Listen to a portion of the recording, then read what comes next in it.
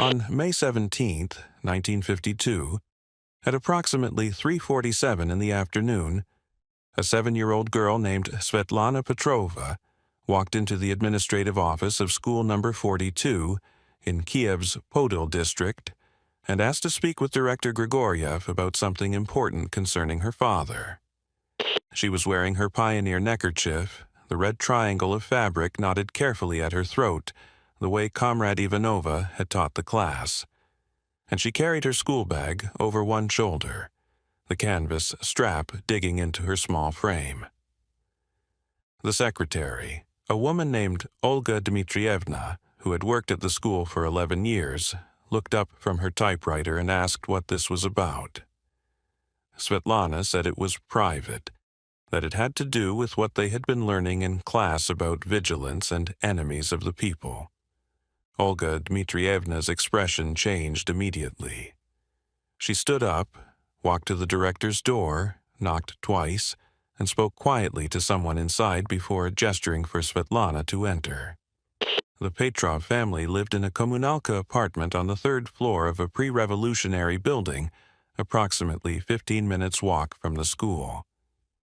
They occupied 2 rooms, sharing the kitchen, bathroom, and narrow hallway with the Kovalenko family, who had 3 children and whose youngest son was in Svetlana's class. The walls between the rooms were thin enough that conversations carried, and the communal kitchen meant that cooking schedules had to be negotiated and maintained with precision to avoid conflict. Dmitry Petrov, 34 years old, worked as an engineer at the Arsenalna factory, where he had been employed since 1946. His shift ran from 7 in the morning until 4 in the afternoon, 6 days a week. Yelena Petrova, 31, had been a schoolteacher before Svetlana was born, but now worked part-time at a textile factory 3 days a week, taking orders and managing inventory in the distribution office. Svetlana was their only child, born in 1945 in the immediate aftermath of the war, and she attended school number 42, where her teachers consistently noted her eagerness to please and her attentiveness during lessons. The daily routine was predictable and carefully structured. Dmitry left for work before Svetlana woke, kissing her forehead while she was still asleep. Yelena prepared breakfast, usually geisha with a small amount of sugar if they had it, and weak tea. Svetlana walked to school with the Kovalenko boy, their mothers taking turns supervising the walk when their schedules allowed. Lessons ran from 8 in the morning until 2 in the afternoon, after which Svetlana returned home to do her homework at the small table in the main room while her mother prepared dinner. Dmitry returned around 4:30, washed his hands and face in the communal bathroom, and sat down to read Pravda or listen to the radio. They ate dinner together at 6, usually soup and bread, occasionally potatoes or cabbage, and on good weeks a small piece of meat. Evenings were quiet. Svetlana practiced her reading. Yelena mended clothes or prepared lessons for the next day. Dmitry listened to classical music on the radio, adjusting the dial carefully to avoid static. Comrade Ivanova, Svetlana's teacher, was a woman in her mid-40s who had joined the party in 1938 and who took her role in shaping young Soviet minds with absolute seriousness. She conducted lessons not just in reading and mathematics, but in political consciousness, explaining to the children that enemies of the people existed everywhere, that they hid behind ordinary faces, and that even families could harbor traitors who smiled while plotting against the motherland. She told them the story of Pavlik Morozov, the boy who had denounced his own father for hoarding grain during collectivization, and who had been murdered by Kulak relatives for his bravery. Pavlik, she explained, was a hero, a martyr who had understood that loyalty to the state transcended loyalty to blood. She asked the class if they would be as brave as Pavlik if they discovered their own parents were enemies. Svetlana, sitting in the second row with her hands folded on her desk, had nodded seriously. She wanted to be brave. She wanted to be a good pioneer. She wanted Comrade Ivanova to praise her the way she praised the older students who answered questions correctly and stood straight during morning assembly.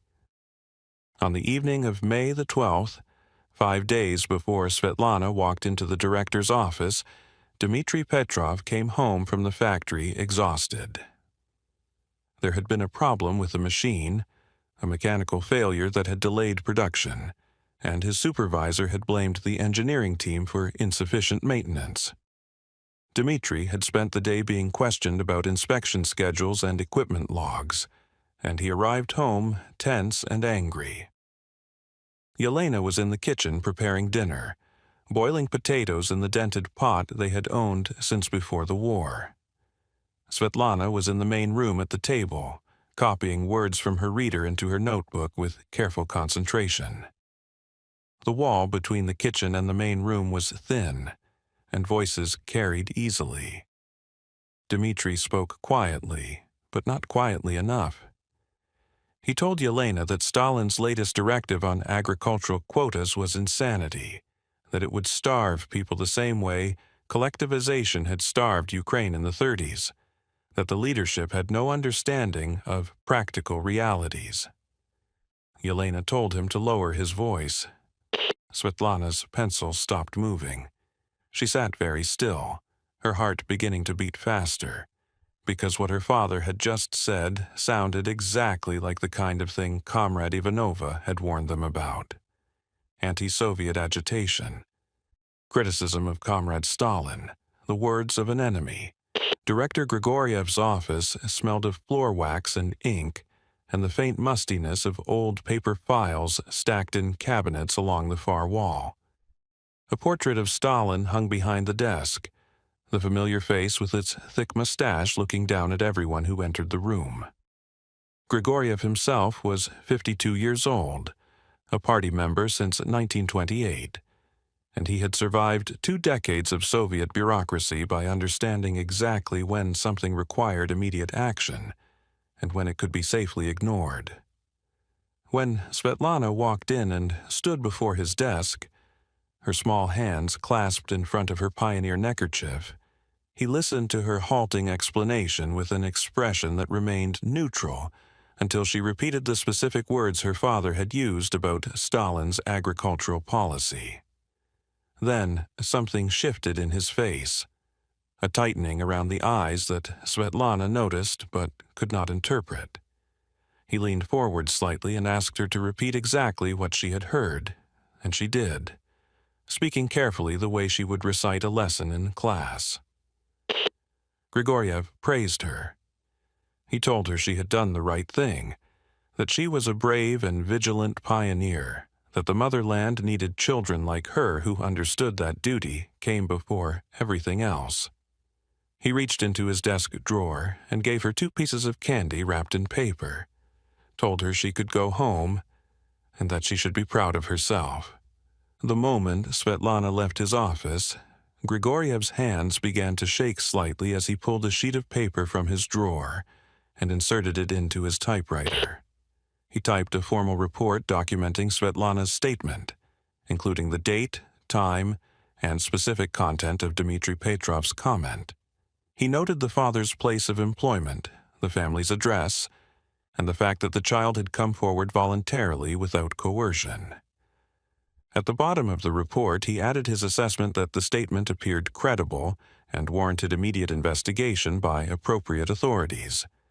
He signed the document, placed it in an envelope, sealed it, and at 4:30 that afternoon personally delivered it to the local MGB office on Volodymyrska Street, a 15-minute walk from the school. The officer who received the envelope, a captain named Volkov, read it while Grigoryev waited, then looked up and thanked the director for his vigilance and told him someone would follow up within 24 hours.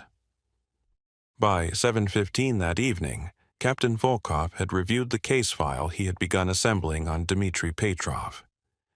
The review took less than an hour because there was not much to review initially, But what existed was sufficient to establish a pattern that made the child's report more significant than it might otherwise have been.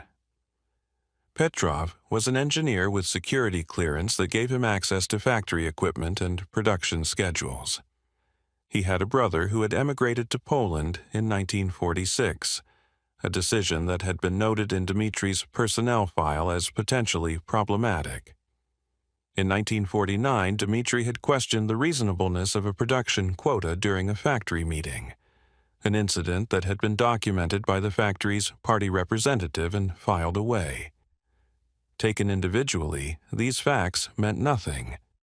Taken together in the paranoid calculus of 1952, in the final years of Stalin's rule, when suspicion had become policy and caution had become survival, they formed the foundation of a case. Volkov authorized immediate surveillance of the Petrov apartment and workplace monitoring. Better to investigate and find nothing than to miss an actual conspiracy and face consequences for negligence. Svetlana walked home from school that afternoon expecting something, though she could not have articulated what exactly. Perhaps Comrade Ivanova would praise her tomorrow in front of the class. Perhaps Director Grigoryev would tell her parents that their daughter was an exemplary student. She ate the candy he had given her on the walk home, the sweetness unfamiliar and pleasant on her tongue. When she arrived at the apartment, her mother was preparing dinner, and her father had not yet returned from work. Svetlana sat at the table and opened her schoolbag and began her homework, copying numbers from her mathematics book. When Dmitri came home at 4:45, he looked tired but not angry the way he had been the previous week. He asked Svetlana how school had been. She said it was fine. They ate dinner together at 6, cabbage soup and black bread, and afterward Dmitri read the newspaper while Yelena washed dishes in the communal kitchen and Svetlana practiced writing the alphabet. The radio played a symphony, the music filling the small room with sound that made conversation unnecessary. It was an ordinary evening, unremarkable in every way, and none of them knew it would be their last together. On May 18th, a man Dmitri worked with, a machinist named Grigoryev, who also served as an informal informant for the MGB, was pulled aside during his shift and questioned about Dmitri Petrov's political reliability. Grigoryev, who wanted to remain in good standing and who understood that cooperation was expected, mentioned that Dmitri sometimes complained about production quotas and that he had once made a comment about party officials not understanding engineering realities. The interrogator noted this in his file. That afternoon, the neighbor who shared the kommunalka with the Petrovs, Anatoly Kovalenko, was visited at his workplace and asked similar questions. Kovalenko, frightened by the presence of MGB officers and desperate to avoid suspicion falling on his own family, confirmed that Dmitri occasionally listened to foreign radio broadcasts late at night, and that he had overheard him making critical remarks about local party leadership. These statements were added to the growing file. At 4:47 on the morning of May 19th, a black Pobeda sedan pulled up outside the apartment building on Podil Street where the Petrovs lived. 3 men stepped out. Captain Volkov, Lieutenant Sokolov, and Sergeant Markov climbed the 3 flights of stairs and knocked on the door with the specific rhythm that everyone in the Soviet Union recognized immediately. Dmitri opened the door in his undershirt and trousers, his face going pale the moment he saw the 3 men standing in the hallway. Captain Volkov showed his identification and said they were conducting an investigation and needed to search the apartment. Yelena appeared behind her husband, her hand going to her mouth, and from the small bedroom Svetlana woke to the sound of loud voices and heavy boots on the wooden floor. The officers moved through the 2 rooms systematically, pulling books from the shelf and flipping through pages, emptying drawers onto the bed, examining papers and letters with careful attention. One officer turned on the radio and adjusted the dial, checking which frequencies it could receive. Another opened the wardrobe and searched through clothing, checking pockets and feeling along seams. Dmitri stood near the door, his hands at his sides, asking what this was about, what they were looking for. Volkov told him he knew exactly what this was about and that lying would only make things worse. After 20 minutes, Volkov informed Dmitri that he was under arrest for anti-Soviet agitation under Article 58 of the Criminal Code. Dmitri was handcuffed and led down the stairs while neighbors opened their doors slightly to watch, their faces appearing in the gaps before the doors closed again, quietly. 2 hours later, a second team of officers returned to the apartment and arrested Yelena. She was charged as a co-conspirator, accused of hearing her husband's statements and failing to report them to authorities, which was itself a crime under Soviet law. She held Svetlana tightly before they took her, whispering that everything would be fine, that Papa would fix this, that she should be brave. Then the officers pulled Yelena's hands away and led her down the same stairs her husband had descended earlier that morning. Svetlana was left with Mrs. Kovalenko, who took the child into her apartment and gave her tea with sugar, and told her not to cry, that crying would not help anything. Svetlana sat on the Kovalenko couch holding her doll, not understanding why her parents had been taken or when they would return. Dmitri was transported to a detention facility in Kiev, where political prisoners were held during interrogation. His cell was 2 meters by 3 meters with a metal bed frame, a thin mattress, and a single light bulb that burned constantly day and night. For 3 days he sat in silence, no one speaking to him, no information provided about charges or procedures. On May 22nd, he was taken to an interrogation room where Captain Volkov sat behind a desk with a folder open in front of him. Volkov read the charges aloud. Anti-Soviet agitation, making statements against the leadership of the Soviet Union, expressing doubt about party policy. Then Volkov said the evidence came from Dmitri's own daughter, who had reported what she heard to her school director. Dmitri's face drained of all color. He sat completely still, his body rigid, as if the information had turned him to stone. He said Svetlana was 7 years old, that she had misunderstood, that he had been tired and frustrated but had said nothing treasonous. Volkov leaned back in his chair and explained that children's testimony was considered especially reliable, because children had not yet learned to lie the way adults did. He said additional evidence supported the charges. The brother who had left for Poland, the complaints at work about production quotas, the foreign radio programs. All of it together painted a clear picture of someone whose loyalty to the Soviet state was questionable. Yelena was interrogated in a separate facility, a women's section of the detention system where the rooms were identical, and the procedures were the same. Her interrogator was a lieutenant named Chernishev, who told her that her husband had made anti-Soviet statements in their home, and that she had heard these statements and failed to report them. Yelena insisted they were loyal Soviet citizens, that they had never said anything against the state, that there had been some terrible mistake. Chernishev explained that she had 2 choices. She could admit that she heard her husband's statements and failed to report them, which was a crime, or she could deny hearing them, which would mean calling her daughter a liar, which would also be damning. The interrogation lasted 8 hours, from 6 in the evening until 2 in the morning, with Chernishev asking the same questions repeatedly in different ways, while Yelena became more exhausted and confused. At 2:30 in the morning on May 24th, she signed a statement admitting she had failed to report anti-Soviet statements made by her husband. Dmitri held out longer, but the techniques were effective and well practiced. Sleep was denied. He was made to stand for hours at a time. He was told repeatedly that his family's fate depended on his cooperation, that his daughter would suffer if he continued to lie. On May 28th at 4:15 in the morning, after nearly 70 hours of interrogation spread over 6 days, Dmitri signed a confession stating that he had expressed doubts about party agricultural policy and had criticized Soviet leadership. He also admitted to listening to Voice of America broadcasts and making negative comments about production quotas at work.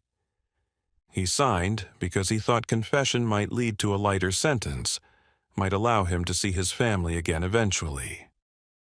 He did not understand that the confession itself was all that was needed, that the signed paper sealed his fate regardless of what happened next.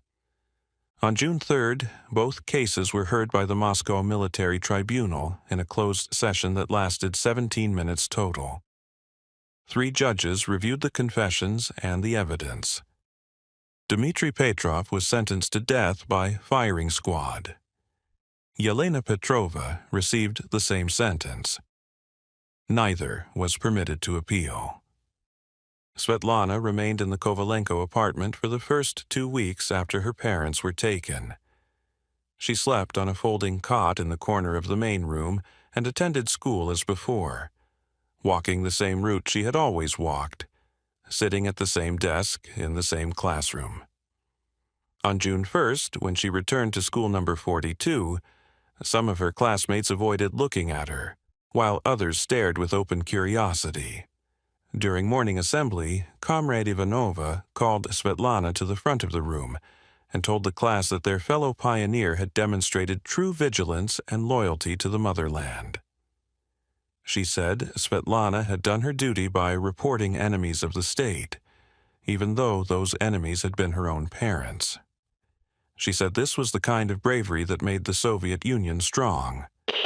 The other children applauded because they had been taught to applaud when teachers told them to, and Svetlana stood at the front of the room feeling hollow and strange, as if she were standing outside her own body watching something happen to someone else. The nightmares began in early June. Svetlana would wake in the dark, gasping for air, her heart pounding. Images of her father's face and her mother crying still vivid behind her closed eyes. Mrs. Kovalenko would come to her cot and tell her to be quiet, that she was waking the other children, that she needed to control herself. During the day, Svetlana found it difficult to eat. Food tasted like nothing. She forced herself to swallow because she knew she was supposed to, but her stomach felt tight and wrong. On June 8th, she was lying on her cot in the evening when she heard Mr. and Mrs. Kovalenko speaking in the kitchen in voices they thought were too quiet to hear. Mr. Kovalenko said the parents would be executed by the end of the month, that these cases always ended the same way. Mrs. Kovalenko told him to lower his voice. Svetlana lay completely still, her eyes open in the dim room, and the word executed repeated in her mind over and over. She knew what it meant. It meant killed. It meant permanent. It meant her parents would never come home. Over the next several days, the understanding began to form in her mind with terrible clarity. She had told Director Grigoryev what her father said. Director Grigoryev had told the officers. The officers had arrested her parents. And now her parents would be executed. The pieces connected like links in a chain, each one leading to the next. And at the beginning of the chain was her own voice in the director's office. She had thought she was being a good pioneer. She had thought she was doing what Comrade Ivanova wanted. She had thought the director would praise her and her parents would be proud. But instead, her parents were gone, and the word executed sat in her chest like a stone. On June 15th, Director Grigoryev came to the Kovalenko apartment and took Svetlana back to his office at the school. He offered her candy from the same drawer as before, but she did not take it. He told her that she should understand her testimony might be needed again if there were additional questions about her father's activities. He said she had protected the motherland and should be proud of what she had done. Svetlana asked in a voice so quiet he had to lean forward to hear when her papa would come home. Grigoryev paused for just a moment, and something that might have been discomfort crossed his face. Then he said her papa would not be coming home. He said her papa was an enemy of the people. Svetlana began to shake. Her whole body trembled as if she were very cold, though the office was warm. Then she vomited on the floor next to the director's desk, and Grigoryev called for the secretary to take her away. At 3:20 in the morning on June 21st in the basement execution chamber of Lubyanka prison in Moscow, Dmitry Petrov was shot once in the back of the head. His final words, recorded in the official file by the officer present, were to tell his daughter he forgave her, that she had not understood what she was doing. 27 minutes later, at 3:47 in the morning, Yelena Petrova was executed in the same manner. Her final words were to tell Svetlana that they loved her and that it was not her fault. Both bodies were buried in an unmarked mass grave at Donskoy Cemetery. The location was not disclosed to any family members. On June 24th, a form letter arrived at the Kovalenko apartment stating that the sentences had been carried out and no further information was available. Mrs. Kovalenko sat Svetlana down that evening and told her as gently as she could that her parents were not coming back. Svetlana asked if they died because she told the director what her papa said. Mrs. Kovalenko's face went pale, and she said, "No, they died because they broke the law." But Svetlana saw the truth in the woman's expression, saw the pity and the horror there, and the understanding crystallized completely. She had killed her parents. She had not meant to. She had thought she was doing the right thing, but she had killed them as surely as if she had pulled a trigger herself. She retreated to the corner of the room where her cot was and sat with her back against the wall, rocking slightly back and forth, and would not let anyone touch her. That night she dreamed of her mother's hands and her father's voice, and when she woke she could not remember if the dream had been good or terrible, only that when it ended she was alone. In July of 1952, Svetlana was removed from the Kovalenko apartment and officially declared an orphan of the state. On July 12th, she arrived at Children's Home No. 7 on the outskirts of Kiev, carrying a single cloth bag with 3 dresses, 2 pairs of shoes, underclothes, and the doll her mother had made for her 4th birthday. The orphanage director was a woman named Orlova, who had managed the facility since 1947 and who ran it with efficiency rather than warmth. She explained the rules to Svetlana in a small office that smelled of disinfectant and old wood. Wake at 6 in the morning, breakfast at 6:30, school lessons in the orphanage building from 8 until 2, chores assigned on rotation, dinner at 6 in the evening, lights out at 8:30. Svetlana was assigned to a room on the 2nd floor with 8 other girls between the ages of 6 and 10. The beds were metal frames with thin mattresses and blankets that had been washed so many times the fabric felt rough against skin. Above Svetlana's bed, someone had carved initials into the wall. She traced them with her finger that first night and wondered who had slept there before her and where they were now. Her official designation in the orphanage records was Daughter of Enemies of the People, a special category that appeared on her file and followed her through every interaction with staff and other children. The designation meant she was considered politically unreliable by association, and the staff treated her accordingly. When the other girls in her room asked why she was there, an older girl named Katya, who had been in the orphanage for 2 years, told them that Svetlana's parents had been enemies and that she had reported them herself. The story spread through the dormitory within days. Some of the children simply avoided her. Others looked at her with something that resembled fear, as if what she had done might somehow be contagious. The daily routine at Children's Home Number 7 was rigid and unchanging. The children woke to a bell and dressed quickly in the cold dormitory. Breakfast was thin kasha and weak tea served in a dining hall with long wooden tables. School lessons were conducted by rotating teachers who came from the city, and the curriculum included not just reading and mathematics, but extensive political education. They learned about Soviet heroes and enemies of the state and the importance of vigilance. Svetlana sat through these lessons in silence, her face blank, participating only when directly called upon. She ate her meals mechanically, chewing and swallowing without tasting. She completed her assigned chores, sweeping floors or washing dishes, moving through the tasks like someone walking in sleep. In August, the local party newspaper published a story with the headline, "Brave Pioneer Protects Motherland." The article featured a photograph of Svetlana taken at school the previous spring, and the text described how a vigilant young pioneer had placed duty to the Soviet state above family loyalty, and reported her father's anti-Soviet statements to authorities. The story was reprinted in regional papers and used in schools throughout the Kiev region as a teaching example. Other children at the orphanage saw the article when a staff member posted it on the bulletin board in the main hallway.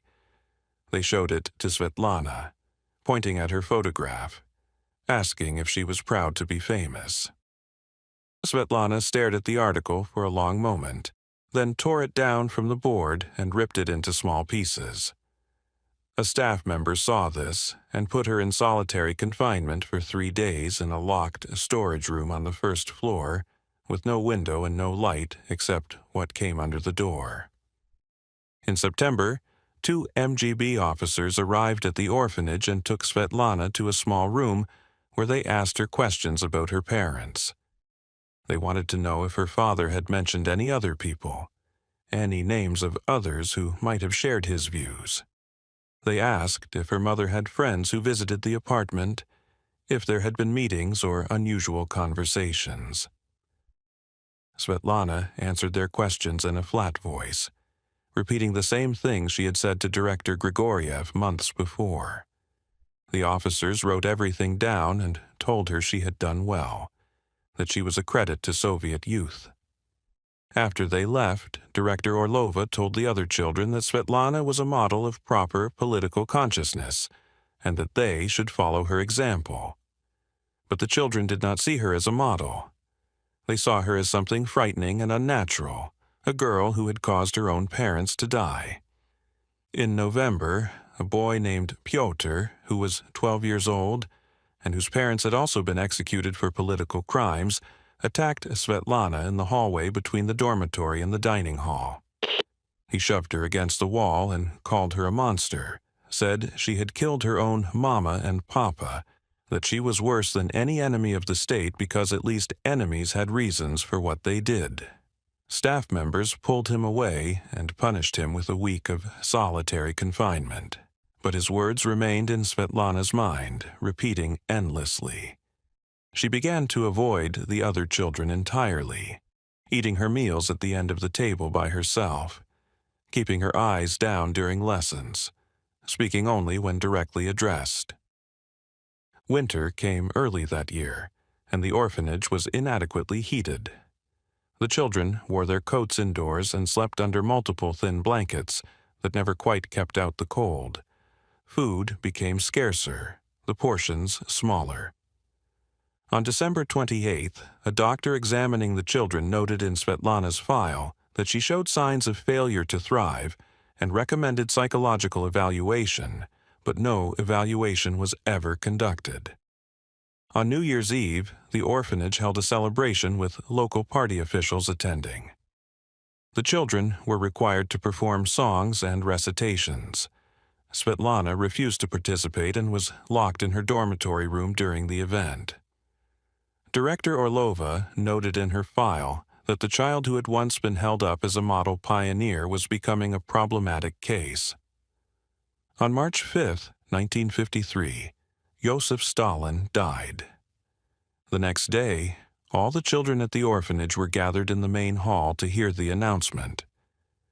They were told to mourn, to cry for the father of the nation who had guided them and protected them. The other children cried or pretended to cry because that was what was expected.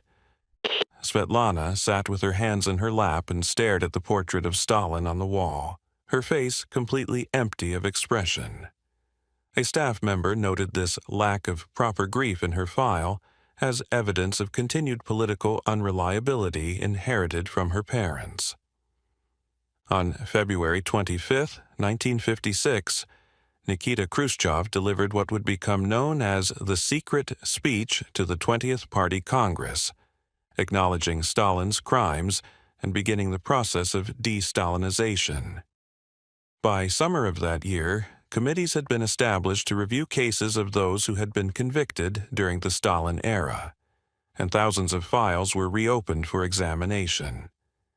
Svetlana was 11 years old and still living in the orphanage system when officials reviewed her parents' case and determined there had been insufficient evidence of actual criminal activity.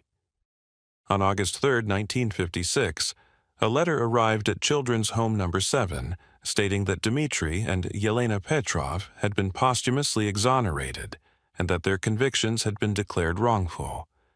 Director Orlova gave Svetlana the letter, and the girl read it multiple times, her finger tracing each line of text. The document said the system had been wrong. It said her parents should not have been convicted, but they were still dead, buried in an unmarked grave somewhere she would never find, and the exoneration could not bring them back or undo what she had done. Svetlana remained in state care until 1961, when she turned 16 and was released according to standard procedures.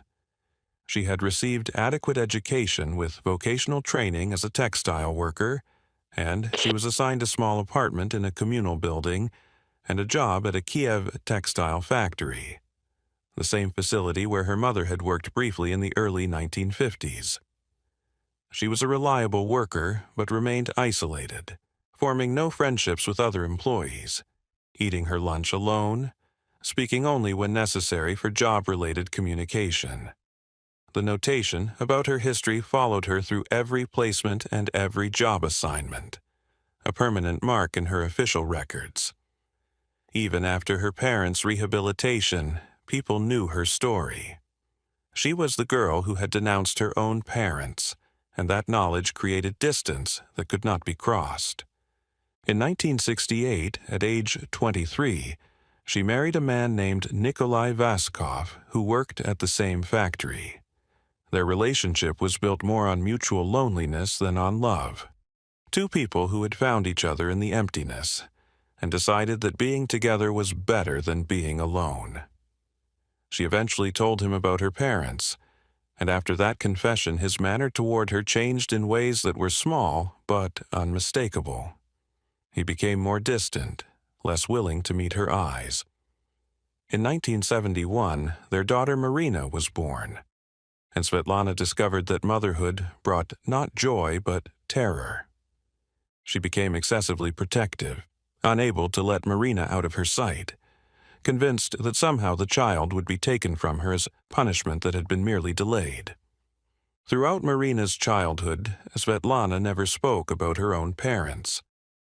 When Marina asked about her grandparents, Svetlana said only that they had died when she was young. The nightmares that had begun in 1952 continued into Svetlana's adult life, waking her in darkness with her heart racing and images of her parents' faces vivid in her mind.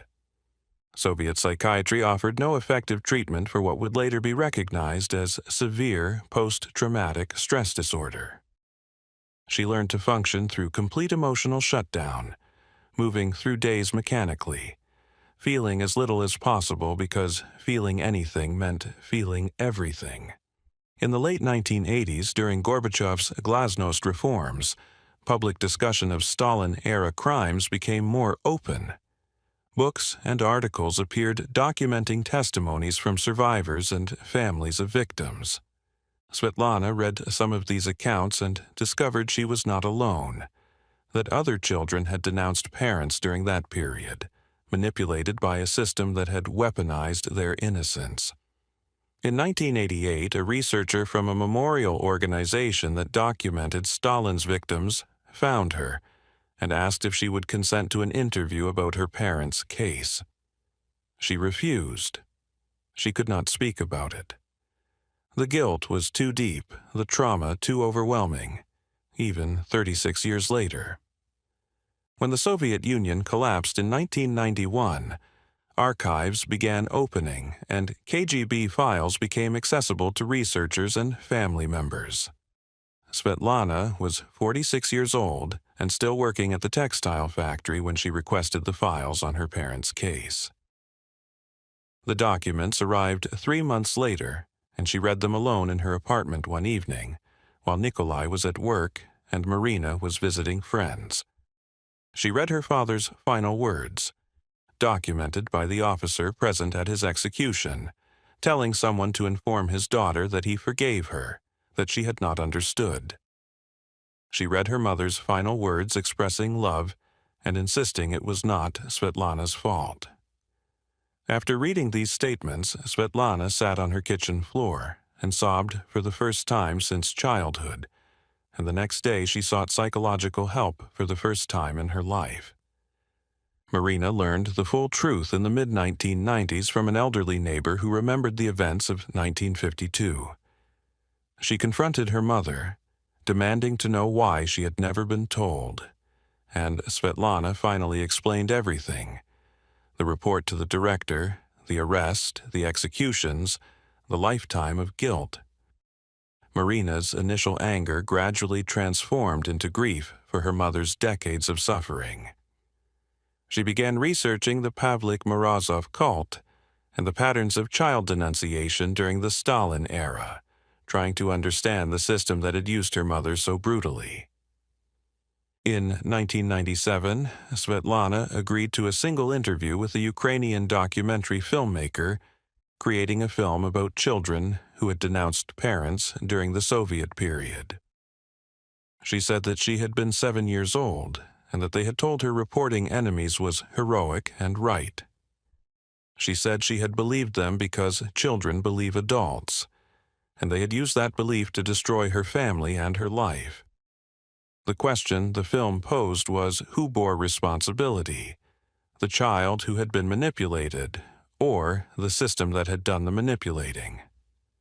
Svetlana lived until 2003, dying at age 58, and she carried the guilt until the end, despite understanding intellectually that she had been a victim. Her daughter Marina continues to work documenting Stalin-era crimes, keeping her mother's story alive as a warning about what happens when totalitarian systems weaponize innocence and turn children against their own families. The question remains unanswered and perhaps unanswerable. How many other children carry similar guilt, silent and unhealed, living with the knowledge that their innocence was used as a weapon against those they loved most?